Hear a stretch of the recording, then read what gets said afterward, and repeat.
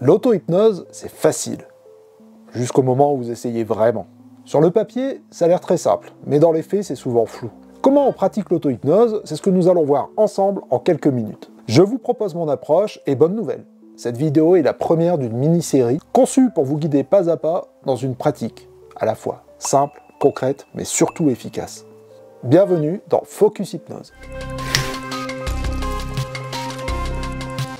Focus Hypnose. Il y a quelques temps, j'ai commencé à explorer l'auto-hypnose de manière plus sérieuse. L'objectif était très concret. Apprendre à mieux gérer la douleur liée à des poussées d'arthrose. J'ai donc lu tout ce que je pouvais trouver sur le sujet, testé plusieurs approches et au fil du temps, j'ai construit ma propre méthode. Aujourd'hui, je vous propose une synthèse de ce que j'ai appris, testé et gardé. J'ai mis en place une méthode simple, structurée et accessible avec un seul but, obtenir des résultats concrets. Concernant les livres, il y en a énormément sur le sujet. De vieux trésors signés Gil Boyne, Charles Tebetts ou encore Leslie Lecron, souvent introuvables et en anglais, jusqu'aux livres plus récents, mais souvent orientés méditation guidée. Et maintenant, on a même des livres écrits par IA, complètement illisibles et dépourvus de tout contenu. Bref, pas simple de s'y retrouver. Ici, je vous propose une méthode simple, structurée, efficace en plusieurs vidéos. Et aujourd'hui, on commence par la base, la préparation.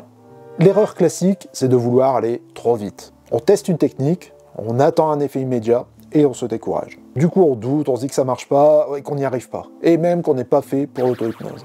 Le grand paradoxe, c'est qu'on essaie de calmer le mental avec le mental lui-même.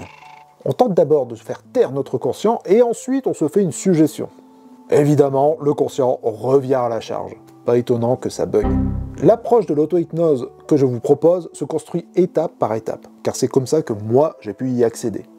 Aujourd'hui, je vous propose un premier exercice hyper simple pour créer un vide mental que j'aime appeler le mode avion. Vous allez littéralement auto-bugger votre cerveau. Rassurez-vous, vous le faites déjà très souvent sans le savoir. Vous savez ces moments où on vous dit « T'étais où là ?» et vous étiez dans la lune. Commencez par créer les bonnes conditions.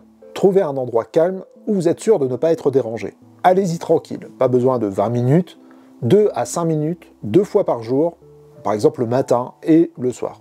Et surtout, faites-le tous les jours. Ce n'est pas la durée qui compte, mais la régularité, comme dans beaucoup d'apprentissages.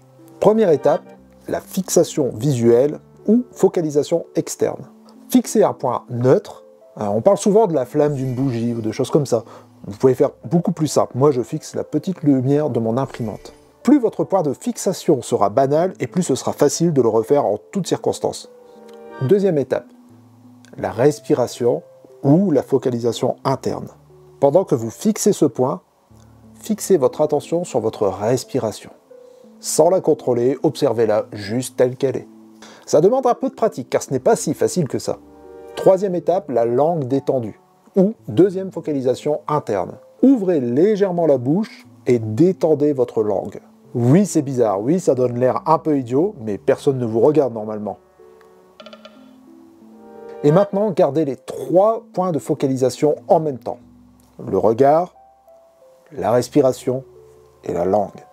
Là, je vous mets au défi de réfléchir à autre chose. C'est presque impossible. Et si c'est le cas, c'est que vous avez lâché un des points de focalisation. Votre cerveau est trop accaparé pour pouvoir produire des pensées complexes.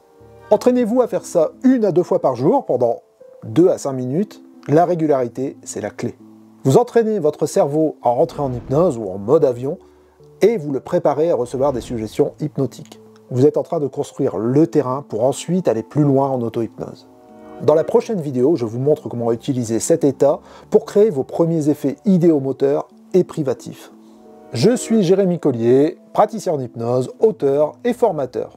Merci d'avoir suivi ce premier épisode sur l'auto-hypnose. Pour ne pas rater les suivants, n'oubliez pas de vous abonner et d'activer la petite cloche. A très bientôt pour la suite de Focus Hypnose.